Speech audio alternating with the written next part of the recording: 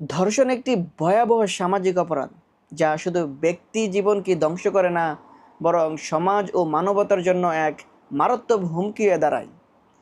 এটি একটি নৈতিক, ধর্মীয় এবং আইনি অপরাধ যা সমাজে বিশৃঙ্খলা সৃষ্টি করে। তাই ধর্ষণের সংজ্ঞা, ধর্মীয় দৃষ্টিভঙ্গি, সমাজের প্রতিক্রিয়া, শাস্তি ও প্রতিরোধমূলক ব্যবস্থা সম্পর্কে আলোচনা করা জরুরি। দর্শক, আসুন আমরা এই পর্যায়ে জানি যে ধর্ষণ কি।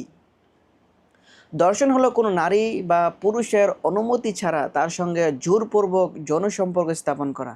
এটি একটি সহিংস অপরাধ যা শারীরিক ও মানসিক ক্ষতির পাশাপাশি দীর্ঘস্থায়ী সামাজিক প্রভাব ফেলে। ধর্ষণের মূল কারণ হচ্ছে নৈতিকতার অবক্ষয়, সমাজের বিচারহীনতা, অশ্লীলতা ও পর্নোগ্রাফির সহজলভ্যতা, মাদকাসক্তি,